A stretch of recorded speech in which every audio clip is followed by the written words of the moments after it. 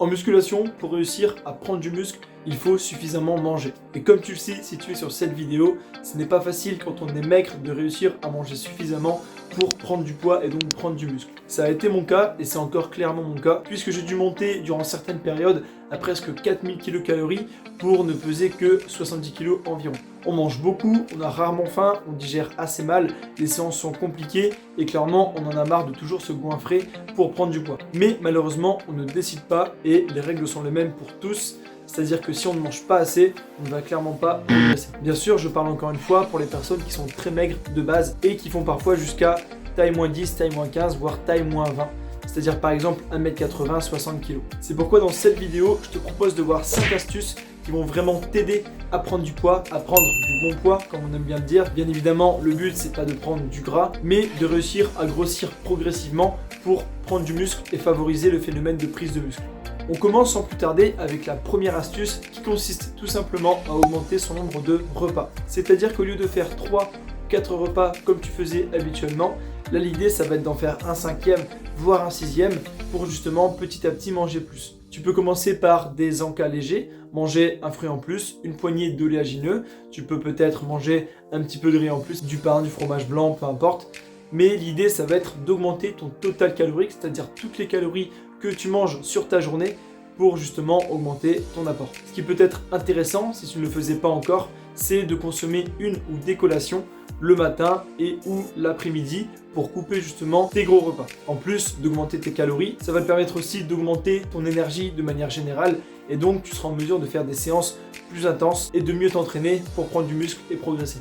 La deuxième astuce va être quant à elle le fait de boire ses calories. Alors qu'est-ce que c'est que boire ses calories? Pour faire très simple, au lieu de manger ses calories, c'est-à-dire dans une assiette, au lieu de consommer du riz, de consommer des pâtes, de consommer des aliments solides, de temps en temps, sur certains repas, sur certains aliments, privilégier la nourriture liquide. Bien sûr, je ne te propose pas de broyer tes aliments, bien que tu puisses le faire, mais l'idée, ce sera de profiter de certains aliments qui se retrouvent également sous forme de poudre, par exemple, comme l'avoine, où tu peux privilégier l'avoine en poudre à l'avoine en flocon, la crème de riz, où tu peux retrouver, on va dire pour faire simple, du riz sous forme de poudre au lieu de manger du riz dans ton assiette de manière classique. Ça va te permettre de consommer facilement des calories sans avoir l'effet de satiété, sans avoir besoin de mâcher des aliments et donc tu n'auras pas forcément besoin d'avoir faim pour pouvoir manger. Tu vas donc gagner du temps et si on prend le cas de l'avoine, financièrement, ça reviendra pareil, c'est à peu près le même prix que ce soit sous forme de poudre ou en flocon. Évidemment, je ne te demande pas de faire ça sur tous tes repas, mais peut-être sur 1 ou 2 repas pour t'aider encore une fois.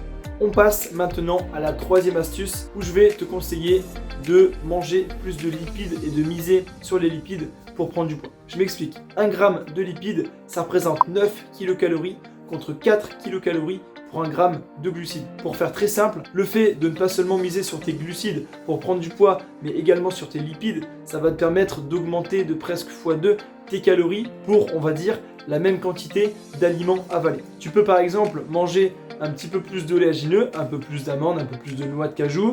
Tu peux aussi en consommer pourquoi pas sous forme de purée d'amandes, purée de noisettes, etc. Et surtout, tu peux en ajouter facilement à la fin de tes repas, par exemple en dessert ou alors en collation, comme on l'a vu le matin ou l'après-midi. De la même manière, il est facile de rajouter une cuillère d'huile, par exemple, dans ces repas, qui évidemment est une très bonne source de lipides, donc c'est une solution intéressante en vue de manger plus, sans pour autant, comme tu l'auras compris, devoir avoir faim pour manger. Attention, tu devras tout de même veiller à conserver des ratios équilibrés entre tes 3 macronutriments, protéines, glucides, lipides, comme je l'affiche juste ici à l'écran, pour que tu conserves une alimentation équilibrée, qui soit pertinente et qui puisse t'amener vers ton objectif de prise de muscle. La quatrième astuce maintenant, et on sort de l'alimentation pour cette fois-ci parler un petit peu plus de ta journée en général, il va falloir que tu sois économe dans ton quotidien. Éviter de trop te dépenser, éviter de trop marcher, de trop gesticuler, de faire du cardio, de courir à droite à gauche, en bref,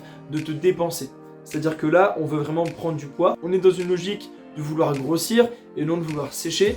Alors bien sûr, en fonction de ton métier, en fonction de tes obligations, tu ne peux pas toujours rester en place sans bouger. Mais l'idée, c'est de ne pas en rajouter une couche. Il faut se dire que plus tu vas être actif dans ta journée, plus tu vas brûler de calories. Et donc plus tu vas potentiellement perdre du poids, on va dire, ou du moins tu vas avoir beaucoup de difficultés à prendre du poids. Puisque comme tu le sais, comme on en a déjà parlé dans de précédentes vidéos, la prise de poids, la perte de poids ou le maintien de ton poids, ça se joue via ce qu'on appelle la balance calorique, c'est-à-dire qu'il faut qu'elle soit déficitaire pour perdre du poids, il faut que tu consommes moins de calories que ce que tu vas en dépenser, que ce que tu vas brûler, et au contraire, si tu veux prendre du poids, il va falloir manger plus que ce que tu dépenses pour faire simple. En clair, essaye de ne pas faire toutes les activités possibles et inimaginables lors de tes journées, puisque ça, à contrario, c'est justement indiqué pour les pertes de poids, et nous, c'est pas notre cas. La cinquième et dernière astuce, cette fois-ci, je vais te conseiller de t'accorder plus de liberté au niveau de ton alimentation. Alors attention, là, il va falloir être très précis et il va falloir bien comprendre les choses. L'idée, ce n'est pas de manger tout et n'importe quoi, ce n'est pas de te gaver de sucreries ou de manger des burgers ou des pizzas, mais au contraire de toujours manger sainement, mais de ne pas trop non plus regarder à la calorie près ce que tu vas consommer. Dis-toi bien que si c'est déjà très difficile de prendre du poids en mangeant bien et en mangeant beaucoup, ce n'est pas une sauce rajoutée à droite à gauche, ce n'est pas un morceau de fromage en plus pour accompagner ton repas qui va tout gâcher. Au contraire, c'est peut-être ça qui peut faire une petite différence et t'aider à avoir ces centaines de calories qui vont te faire passer en surplus calorique et donc te permettre de prendre du poids. Encore une fois, à l'inverse d'une perte de poids où on conseille de supprimer tous les aliments superflus, on va cette fois-ci conseiller, toujours dans la mesure du raisonnable évidemment, de ne pas être trop draconien et inutilement trop restrictif sur ce que tu manges. Un petit peu de viande en plus, un petit peu de lait de coco, pourquoi pas un petit peu de ketchup pour t'aider à mieux terminer ton repas. Encore une fois, ce sont des exemples, ils sont adaptés à chacun en fonction de votre alimentation actuelle. Évidemment, je ne conseille que cette cinquième astuce en dernier recours si vous n'avez vraiment plus le choix pour justement réussir à augmenter vos calories journalières. N'allez pas manger des aliments superflus si vous êtes à 2500 kcal et que vous n'avez pas exploité les précédents conseils qu'on a vus dans cette vidéo. La base, ça reste avant tout de bien manger et ça, c'est seulement des conseils en plus, en dernier recours, si vraiment ça ne suffit pas et si ça devient très difficile de tenir son alimentation au quotidien. J'espère avoir pu t'aider avec ces 5 conseils. En tout cas, n'hésite pas à me le dire en commentaire si c'est le cas. N'hésite pas non plus à me poser des questions si jamais tu en as. Ce sera un plaisir d'échanger avec toi. Likez également cette vidéo si elle vous a été utile. Et n'hésitez pas bien sûr à la partager si vous pensez qu'elle peut aider d'autres personnes dans cette quête de prise de poids. Merci d'avoir regardé cette vidéo et nous on se dit à très vite. Salut tout le monde!